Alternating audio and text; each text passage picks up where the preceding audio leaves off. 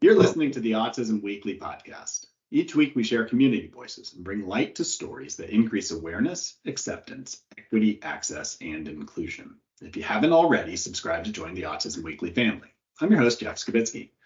This week, we're joined by Lisa Candera, a dedicated autism parent who, for 12 years, experienced constant anxiety and self-doubt following her son's ASD diagnosis. As a single mom raising a neurodivergent child, she understands the challenges intimately. Through coaching, Lisa discovered the importance of self-care, digging deep into triggers, and creating new empowering beliefs. Today, she shares her journey and how coaching transformed her approach to autism parenting. Welcome to the podcast, Lisa. Thank you so much for having me. It's absolutely my pleasure. And I mean, we talk about burnout in so many different ways. We talk about, and I can talk from the clinical side, is that clinicians experience burnout. Yeah. I think the one thing that we sometimes miss out on is we have high expectations for parents constantly without empathizing and sympathizing with burnout. For them is probably even more of a risk and even a higher need to address now. Do you mind sharing with us your personal experience with burnout as an autism parent? Yeah, sure. I mean, it really takes on a couple of different forms, but I'll say initially, when my son was diagnosed at the age of 2, coming from a family of a neurodivergent sister who was diagnosed with PDD-NOS, which is now in the autism spectrum, ADHD, I didn't feel like I was flat-footed, right? I had seen a lot of examples through my parents of all the work that they had done to get her resources. And so my view was like, let's go. He's 2 years old. I know what I'm dealing with. Let's do all of the things. And so I hit the ground running until I hit the wall. But I would keep hitting the wall and then just getting back up.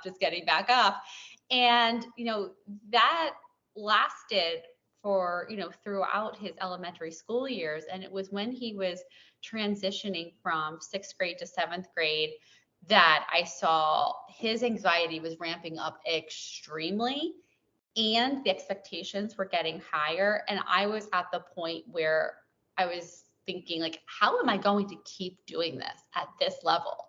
I worked a full-time job. At that point, it was outside the home because this was pre-COVID.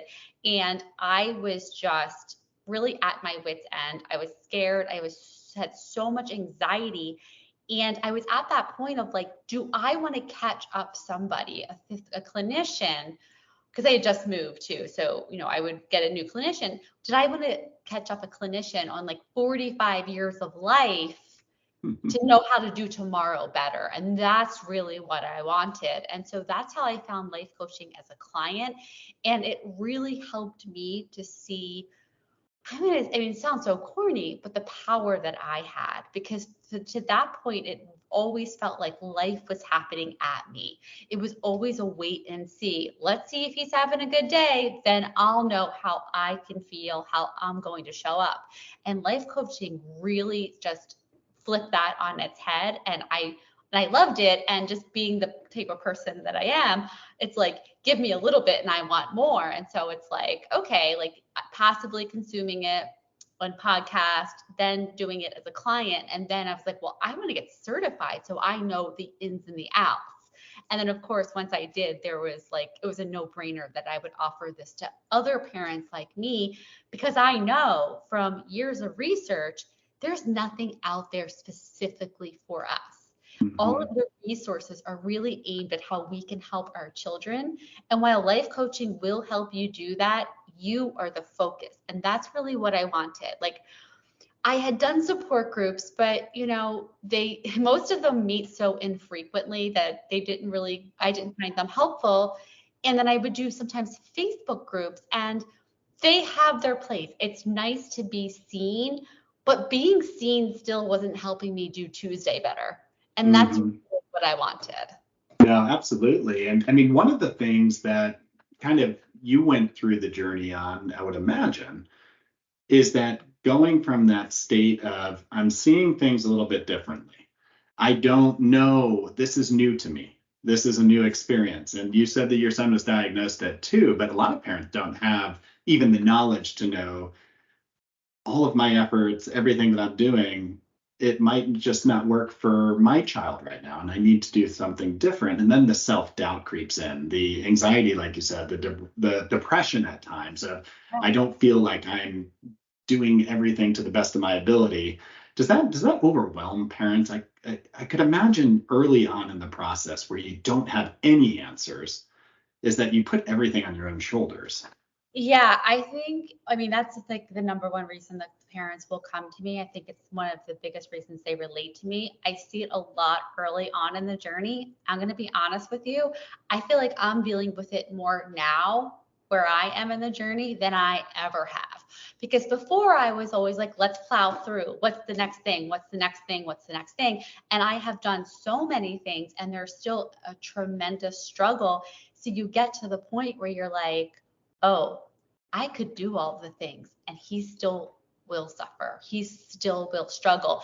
And that's more painful. And what I often say to parents is be careful about the blaming yourself and the purpose it's serving. Because what I find is we would rather blame ourselves and feel that we are at fault because that means we can fix it.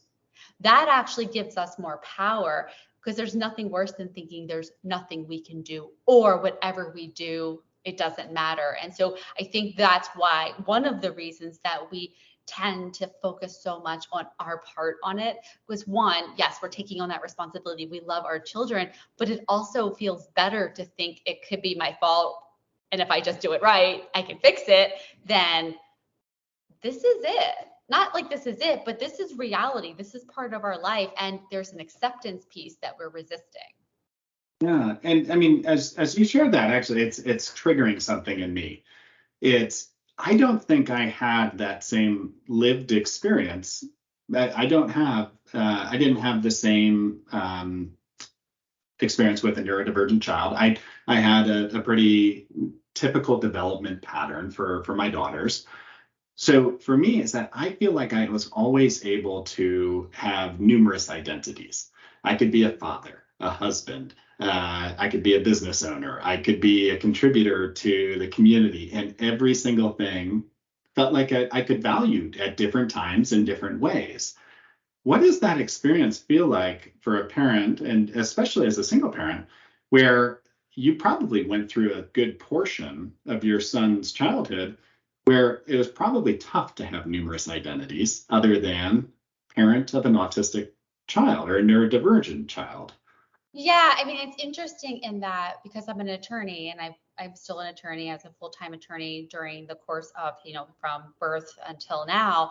And so I did have other identities. And interestingly, those other identities were kind of my outlet for something that was not autism in its own way, right? Like that, gave me opportunities to almost have a breather from it in some ways, but then you're always operating as the person that has these issues that are going on. And so when like for instance, when it came to being tagged onto cases where there'd be a lot of travel, no, because I just can't get a babysitter, right? Yeah, Like that's just absolutely. not really in the cards. And so it definitely impacted my career choices. It impacted a lot of things, I think, about my career and my trajectory. And none of that is like really in a bad way, but like once it becomes part of you, it's just part of you, and you account for it every day in every decision. So like when there was like family days, at the partner's house, or there was like, take us out to the ball game, that looked different for us, right? Than, Hmm. it might for other families. Yeah, and I mean, even those simple life choices like you were describing, it carries every single decision is taking into account just the family concept of, what is it going to feel like? What are others going to think? Are they going to be accepting? Are they going to empower me through this choice? Are they going to empower my child through this choice? Yep. And I think that that's something that I don't know everybody takes into account through the journey of raising somebody who is neurodivergent or who needs additional support or who maybe just experiencing life differently than me is, how do we make sure that there's a place for it where the caretaker still has everything that they're trying to get out of life available to them, and that the resources are there to do that. Is that one thing that you're talking with families about is, how do you maintain balance in your approach? What are the resources out there so that you're not constantly feeling like I can't go and do other things, is that I can still have my life around me, but I'm experiencing it in a way where it's enjoyable and my child is enjoying it with me throughout the process, but there's also time for myself and I can then step aside. Yeah, I mean, it's a very person specific exercise. There's a lot of balance that needs. And so I'll just start with, I have a lot of families who are partnered, married people. And what I find with my moms is they believe that they're the only person, that I have to do it, that I'm their person, that nobody else will do it right. They won't do it like me. And my answer to that is perfect. Fantastic. Your child needs to have experiences where people don't meet their needs in the way that you do so that they can adjust to it and you can adjust too. I actually really tried to separate that identity that I held for so long. And I just did a podcast about this, about being your child's person. While that's sweet, while that's endearing, while that might be validating to you, it's not necessarily good for your child or for you to have a single person dependency. So one of the first things that I do is say, if people are offering help, you take it. Right? If dad could do it, but he doesn't do it perfect, that's fine too. Grandmom is willing, let's go grandma. Like taking on those opportunities. Another thing that I tell my families is tell people what you need, because people are well-meaning for the most part, and they'll say, well, whatever you need, just let me know, whatever you need. And that actually puts a burden on you in some way, like, okay, now I need to figure it out. But that's also the case. They don't really know how they can help you. So if you want the help, it's like, hey, on Tuesdays at 9 a.m., I have a class I'd like to go to. Is that the day that you can do this? No, it would be really great if you could drop food off. Like being very direct with people about how they can help you, because they want to help, but they don't know how. Do you feel like sometimes people are just, and maybe I do this as well, is that I have a hesitancy to go out and ask for help because I don't want anybody to feel like they're a burden or that I'm causing any sort of disruption to their everyday life. Where's the balance on that for a family to know that, you know what, it's okay to do that? How do you coach around that? Because it's a mental piece of like, I'm going to be okay with it. I think you start with the people who you're closest to, who you have the least amount of that resistance for, and letting them know. Like for instance, we'll go out to dinner sometimes, my friends and I will say to them, I don't want to talk about autism at all. And I'll just like tell, because they're like, what's going on with Ben? Like, have you gotten him placed? Like, what's it? And I'm like, I want to know autism kind of a conversation. So that's me telling them what I need. Sometimes I will call up a friend. I'm just going to be, listen, I'm going to have a 5-minute tantrum. I just want to be angry. Can you hear this? Right? Like those are ways that I actually tell people. And look, I didn't start this on my first day. I started this after some really, really challenging things that have happened, where I've gotten to the point where it's like, you know what? This is supposed to be a one-person show. The fact is I've had my child have very high levels of care at some of the best places in the country. And if they couldn't figure it out, I shouldn't be having to figure it out by myself either, right? Like, so I actually gave myself the permission to be like, it's okay that you can't figure out the intersection between autism, OCD, and a mood disorder, because no one has, right? Like, so there's just, was I doing this my first or second year or third year? No. Do I urge people to start it early? Yes.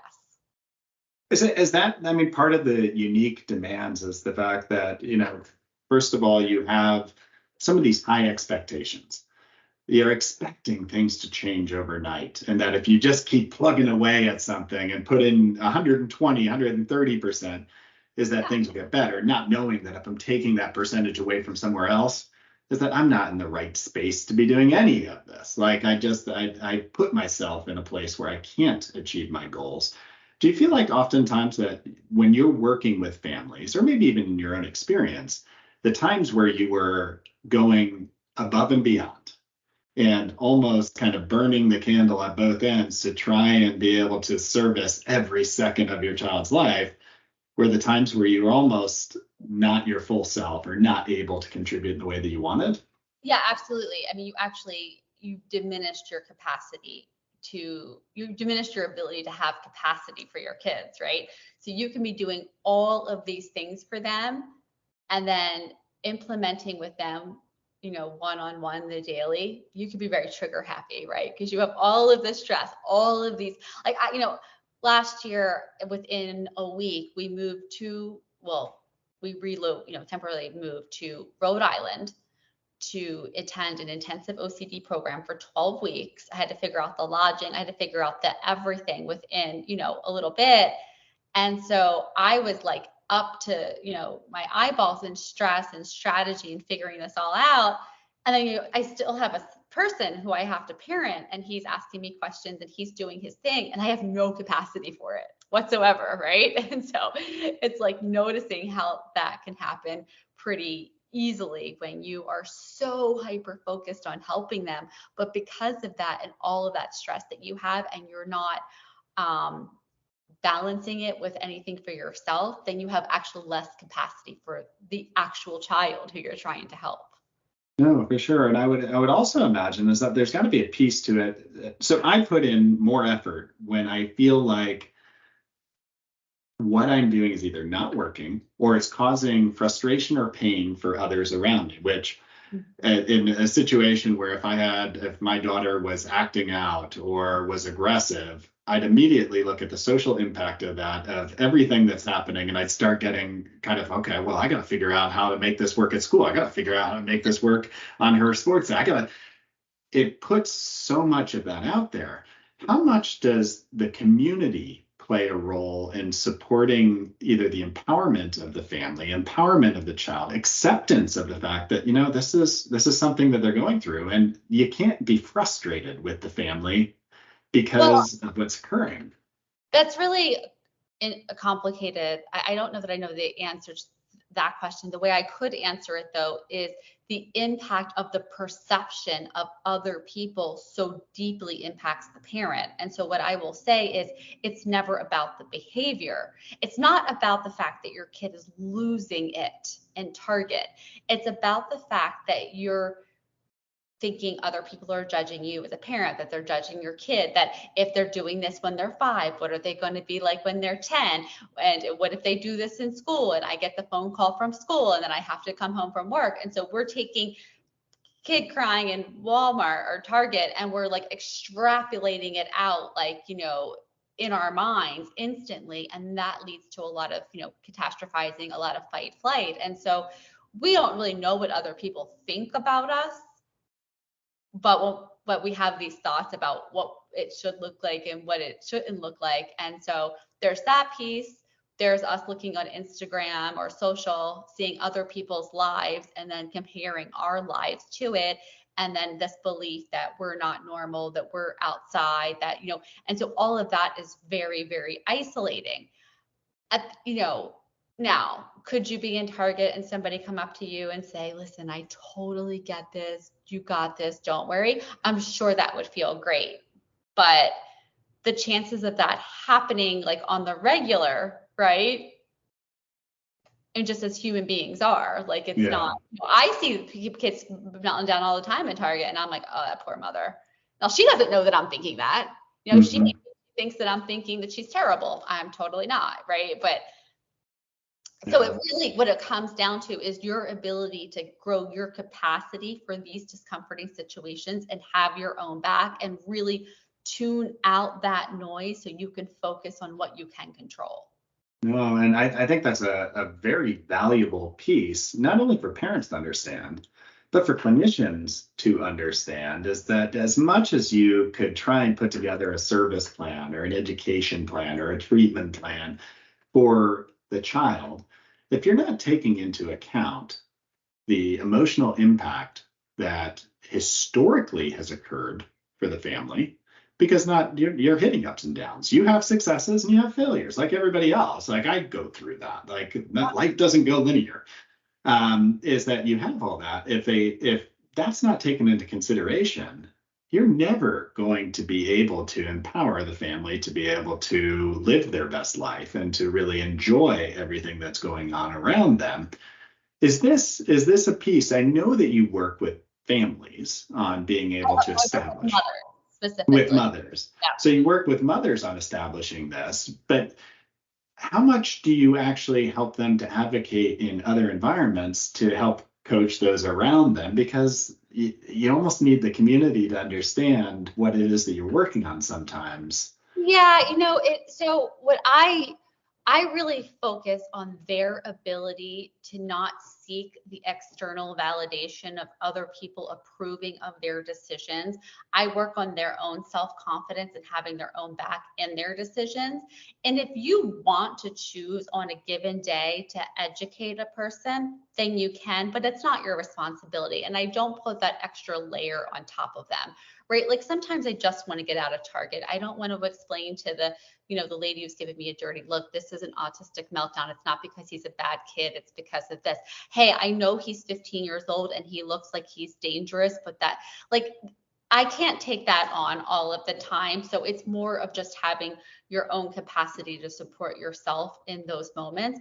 I do work with parents with how to talk to their family members about what's going on, but always with the understanding is that other people will think what they want. You can give them all of the education in the world, and some people will look at our kids and be like, "Nah, he's just a brat. If you just disciplined him, if you didn't let him get away with so much," right? They're allowed to have those thoughts. And I'm really focusing on my mom and how she's not internalizing that and judging herself, judging her child, and just feeling terrible.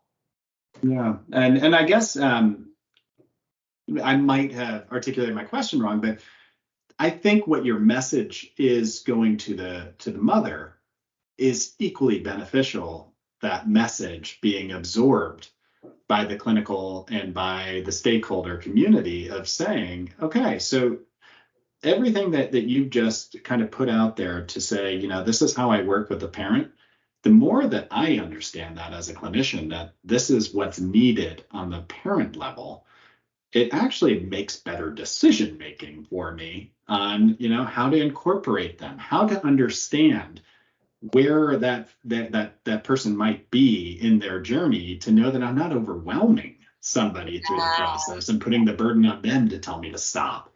Like Yeah. it's that understanding. And that's where I think that overlap exists, where education is power. Not that the mom would have to do it, but I love your message coming to the clinical world to say, understand it, empathize with it, sympathize with it. So what I will say though, what I have found with a lot of my moms, like, it's interesting that as our coaching has evolved, a lot of them will do their own writing and their own blogs. And I've seen them evolve in their willingness to educate people, but not from the place of like, you don't understand me, this isn't fair, is to, let me tell you what this is like. Let me give you a peek into what this is like. And it's a much more, I think, inviting way for other people to learn as well, because it just has a different tone to it, right? Because people will come to me and they'll get very upset. Like someone said, my kid doesn't look autistic and how dare they? I'm like, well, they don't, right? Mhm. Like we all know what that means. It's interestingly, people do not say that to me about my son anymore. He looks very autistic, but that doesn't come from a bad place. We have these limited perceptions of what these things are in life. And if we want to pick our points where we want to, educate other people, we want to bring them into the world, help them understand, we can. But I'm never really from the point of view of doing it from a hostile place where I understand why parents get upset when people say like, he seems normal to me. It's like, yeah, because they have a very limited view of what autism looks like. And that's kind of not their fault. I have a very limited view of what type 1 diabetes looks like.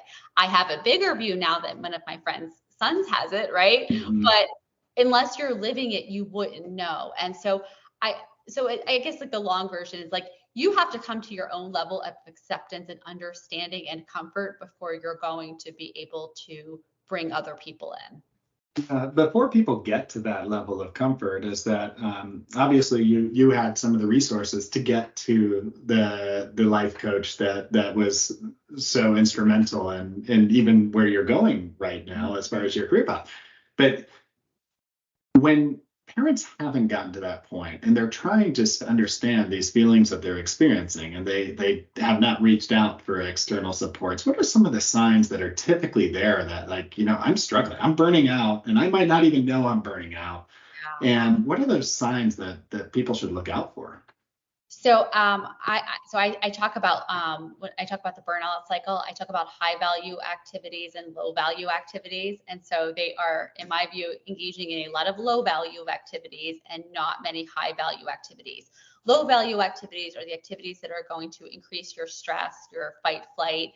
They are going to keep you stuck. The high value activities are things that allow you to release your stress cycle. So for instance, if you find yourself always catastrophizing, always going to the worst case scenario, always fearing about your child's future, always thinking things like nobody gets this, I'm alone. Those to me are signs that you're in a burnout cycle. If you are at the same time avoiding connection with others because they don't get you, if you are not doing things for yourself because I don't have time for that, I got an autistic child, we got other things to do. Those things together that's what puts you in that cycle of burnout. And so I like to show that to my clients. And we're not talking about like, you're never going to be burnt out again. And here, but like, how can we interrupt this cycle a little bit? How can we balance the scale? I can teach you how to stop catastrophizing, right? I can teach you how to redirect your brain. I can teach you how to regulate your nervous system so that you're not constantly in a state of fight or flight. I can teach you how to prioritize your self-care, even if that's just 5 minutes. Right? There's so many things that we can do for self-care that we could do sitting down in our chair. Mind management is one of them, right? But you're not letting your mind run to the worst possible case scenario, jacking up your cortisol levels. If you stop just that, you'd be in a better place. Yeah, that's interesting is that with a lot of things is that people can kind of take a step back and say, okay, well, I need to start taking better care of myself. And the commonalities between a bad work situation where you're sitting there and you're struggling through every day and you keep putting more on your plate and everything's about work. Every thought is about work and you're not seeing value because you're not getting the promotion that you want. And then you engage in self-sabotaging behavior.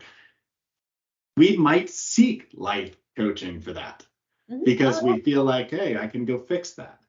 Oftentimes is that when it becomes raising my family, or it becomes something about working with my children, is that we have a little bit more hesitancy to demonstrate that same vulnerability to say, I need help on how to recenter myself here. I need help on getting there. If you were to talk with and you oftentimes do obviously talk with families about this, but when somebody's exploring this for themselves, what's the immediate advantage of saying, you know what, just even having that catharsis of talking about this has value, or coming in and creating a plan has value? How do you approach getting somebody to kind of stop, center, and get to a point where they can start working on themselves? I think it's being seen without judgment. And I think that's what I offer my clients, is that they don't have to explain autism to me at all. And I've explained autism to quite a few therapists, right? I've explained how a 15-year-old needs a babysitter, or like what a meltdown looks like. And with me, especially, people who come with me, maybe they've been through my podcast, maybe they've seen me on Instagram, they have this like, oh, she gets it. And sometimes that alone is so disarming. And when you feel that, you're able to get to work. And I can tell my clients they need to go take care of themselves, and they don't get angry with me. They don't tell me you don't get it.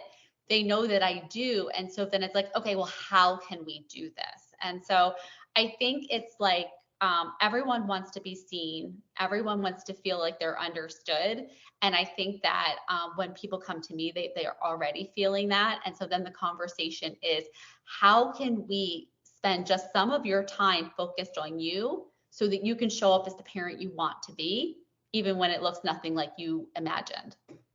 Yeah. And from what I've heard a lot of families talk about is being my best parent 60% of the time is far better than trying to parent 130% of the time. And it's one of those like, hey, if I could be 60% awesome, like, why not? 3 out of 10, I could do that. So what happens? I mean, give me a worst case scenario. Somebody's not taking care of themselves and they're not recognizing this burnout. What parts of their lives are going to be affected by this? And I mean, what are the things that could occur? What's the triggering and the cascading effect of this? Yeah, so I've seen it. It impacts their relationship with themselves to the extent that they have one at all, where they're very much down on themselves, they're blaming themselves, they're resenting themselves, they're kind of fed up with themselves. It greatly impacts their relationship with their child, right? They don't enjoy spending time with their child. They just view their child as, what are they going to do next? There's a lot of guilt, right? So it impacts relationships with partners, because partners often get into like, who's the good guy, who's the bad guy, that maybe somebody doesn't understand. They're looking for their partner to validate their emotions. They're looking for them to read their mind, to step in. A lot of that happens. It impacts your relationship with other family members and with friends, because you don't feel that they understand. And so you become more, you're isolating. At work, it's the same thing. You're less engaged and you have a less ability to distance yourself even when you can, because, when folks are sitting around the water cooler talking about their last vacation and the tournaments and the soccer championship, and you're like, that's not my life, right? And so this all just leads to a lot of stress, a lot of anxiety, depression, despair, loneliness. And when you are in those states, you have zero to no capacity to really manage whatever's happening with your kid. So you're trigger happy, you're yelling, you're screaming, then you're feeling guilty. And it's like a rinse and repeat cycle. And so when you're talking about all these signs and you're talking about, that somebody, if they're not taking the step to find either the support network, the life coach, finding a community that is just around them that they can experience this with, and just kind of be there and help to kind of take some of the burden off of them so that they can enjoy and choose some of those high level activities. Yeah. I have this, and maybe it's selfish of me, it's I'd love to see this navigate its way into the autism treatment community somehow, and figure out how in the world you connect these things. What's the collaborative effort with life coaches to make sure that there's a holistic approach with families and their treatment plan? What would be your ideal situation? Where's your utopia? Well, I will give you a link to an article that I wrote for Autism Awareness Month, and it's the missing piece of the autism treatment puzzle is the treatment of parents, because we are the common thread through all of it. We are the 24/7 implementers of it, and we are completely ignored, and it's a hugely missing piece. And so I'm going to be honest with you, there are so many missing pieces of the treatment of autism itself. It's hard for me to see the point where, the medical community is going to be like, oh, and well, we need to bring in this whole other resource. That's why, I have a podcast. I'm on other people's podcasts. I like to beat the drum as much as possible. This is the missing piece of the puzzle. If you want to help your kid, you have to help yourself. You are their greatest resources. I've been through this for 15 years. I've been at it at multiple states, multiple therapists, psychiatrists, medications, programs. I am the common thread through it all. If I burn out, he's less served.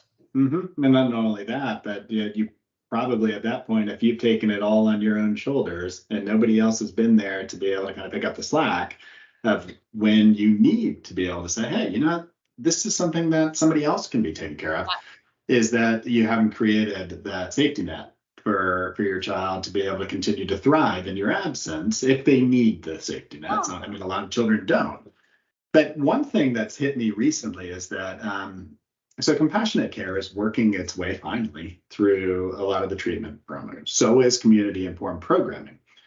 But when you look at the goals that and I'll say funders are looking at, but even clinicians are prescribing for families, they're very child specific.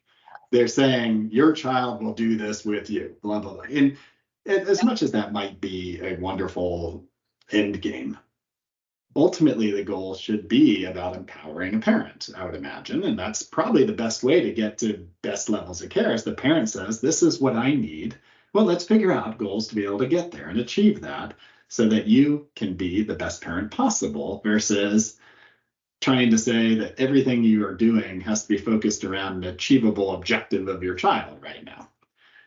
Yeah, I completely agree. And the reason I got into this specifically is I always knew I wanted to do something to serve the autism community, but from my own experiences knowing how different kids with autism are, I really believe that the best way I could serve that community was by serving the parents, because the parents are the people who are taking on for each child, right? They are figuring it out. So if I can help them, the ripple effect is it does help the child. It does help the family. No, absolutely. And I appreciate the fact that you're out there and that you're talking about these issues, because without it, it stops people from thinking. And if we aren't talking about it on a regular basis, we're not going to make ourselves better because we're not challenging ourselves to really think outside of what we already think we know. Yeah. And it's having these discussions that bring about more. But what advice would you give to parents right now? There are a lot of people that have wonderful experiences with neurodivergent lives and neurodivergent children, where it's little nuances that are like, this little thing happened, and it's maybe it made me feel like the people were looking at me weird, or people didn't accept what I was doing or accept that my child was doing this, and they still internalize it. And then you have the other end where maybe there is some more profound areas of disruption to one's life that are being contributed by autism. And it could be aggression and self-injury, where it's just so overwhelming and emotional, where it's just, you can't give yourself to that 110% of the time, because there's no way that you can carry that emotion with you constantly trying to be able to work through it. What would you be saying to these parents? Because they all, I think, benefit from life skills coaching at different levels. But what would you be telling them as they're trying to say, how do I fit this into my day? Life coaching into your day? Or life coaching? Oh yeah, life coaching is super easy to fit into your day, because it's all about how you operate as a human. It's understanding the machine, our biology. And so, for instance, if you're the parent whose kid's being like a little quirky in Target, maybe they're stimming, and you feel that, right? That's biology working. That's your fight flight response. As human beings, the scariest thing is for us to be on the outside, to feel judged. That means we might get voted off of the island and we might die. That is where our biology actually takes us. When you can notice that and then be like, oh, we're in Target and these are strangers, you can be like, right? You can actually self-soothe your own nervous system, right? When you are able to see where your brain is going and what's happening in your body, and you have the tools to down-regulate yourself, you can take that anywhere. You get the email from the boss with an explanation point and your body goes like this. It's like our bodies are programmed, right? Like to respond like that to the lion that's chasing us or to the email. And so it's like when you are able to bring those skills into your situation, then you have more capacity to respond versus react. You know how to separate a big deal from a little deal, right? When it's things like aggression, when it's things that are dangerous, like knowing how your body's going to respond and being able to take care of yourself in those moments, like for me, has been the difference between escalating a dangerous situation to make it even more dangerous. So for instance, I had a situation with my son the other day where he was aggressing me, and we were in the car and there was traffic. And so for me to be able to get my wits about me, to be like, hey, we just need to be safe. Just get in the car. So that's using life coaching, which is voice, what you're saying, how you're saying it, the tone of your voice communicates safety to his nervous system, that gets him back in the car, that gets him to start calming down, right? Those things, it's like you can use them every day, anytime, for everything. And they just make you better, more capable at responding to whatever's happening in your life. That's one of my favorite things about what I've learned a lot through the podcasts in general, is that most of these skills aren't unique to autism or neurodiversity. These are skills that we all benefit from always. And I'm glad you said that. Well, it's funny you say that, because the way I found life coaching was through a podcast by a life coach who used to be a lawyer, who was talking about lawyer stress. And I'm listening to her and I start incorporating it. And I was like, oh, this works. Oh, it could work here too. Mm-hmm. And that was my avenue in to all of this. So yeah, absolutely. If you have a brain and a nervous system, it will help you. It's guaranteed. Yeah. I mean, it is nice at times to be able to see yourself in whatever it is that's occurring. Yeah. So knowing right now that this has been successful with families who are experiencing the journey of autism, well, that gives me more like, oh, okay, well, I'll make that first step. I'll go ahead and do it. When somebody's making that first step, what are the resources that you would say, hey, go check this out. Go look at these resources. I know you've put quite a few out there as far as your podcast, but where would you tell parents to go look right now? Look for resources about life coaching? About life coaching and even just understanding their journey right now, to know that it's something that others are experiencing. Yeah, so for life coaching, I got to tell you, because life coaching is an unregulated industry and anybody can call themselves a life coach, and I do, and I am certified, but you could find all kinds of things about life coaching. I'm not really sure if I could say go here and this will help you, because all life coaches do something different. What I do is based on cognitive behavioral theory and is based on nervous system informed tools, polyvagal informed somatics, right? That I am a student of. As for having people understand your experience, that's something where support groups, even Facebook groups, can be helpful. I will say loudly, not all Facebook groups are created equal. And so I am very, very careful about the time that I spend in these groups, because they can become the misery Olympics in some ways. They can bring you down.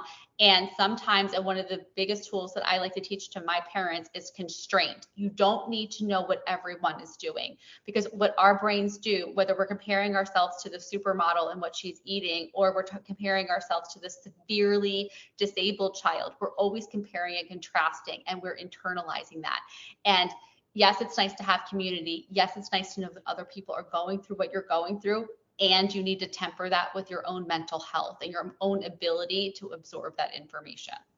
That's wonderful advice, Lisa. And I appreciate you coming on and sharing not only your knowledge with us, but also your experience, because I think that any time where we have these conversations, it creates dialogue, it creates buzz, but it also gets everybody at least talking about these subjects to realize, how is it that I can support it? Where can I contribute? Where can I start incorporating this into my life, into my practice, into whatever it may be that's important to them?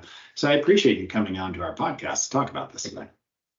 Well, I have two resources, one for parents of kids with autism. And then if you're also interested, one letter that I wrote that was really to people around people with, like, how can you help? And it was like 6 steps of things that you can actually do to support a family, to support a person. And so one is an article that I can link. I think it's on my blog. And the other is a freebie that I have that's called the 7 truths every autism parent needs to know. And this comes from my 40 plus experience, as a sibling, as a parent, as a coach, about the things I think are most important in guiding you through this journey. It's not tactical in the sense of like, call up your pediatrician and get a wellness, but it's like, it's the things that run. I coach mothers with kids from 2 to 22, and all of these truths apply regardless. Yeah, it sounds like probably the things we oftentimes forget about, but probably are the most important. So I'm glad that you had that. And we'll definitely share that resource because it's going to be valuable for every single person that's either a part of a family's life or who are experiencing themselves this journey. So we'll definitely be able to share that information. And once again, thank you so much. It's been a pleasure. Thank you so much. It's been a pleasure to meet you. I so appreciate you having me on your podcast. Thank you for listening to Autism Weekly. We hope you tune back in next week to learn more about autism in the real world. Autism Weekly is now found on all the major listening apps, including Apple Podcasts, Google Podcasts, Stitcher, Spotify, Amazon Music, and more. Subscribe to be notified when we post a new podcast. Autism Weekly is produced by ABS Kids. ABS Kids is proud to provide diagnostic assessments and ABA therapy to children with developmental delays like Autism Spectrum Disorder. You can learn more about ABS Kids and the Autism Weekly podcast by visiting abskids.com. Thanks for tuning in. See you again next week.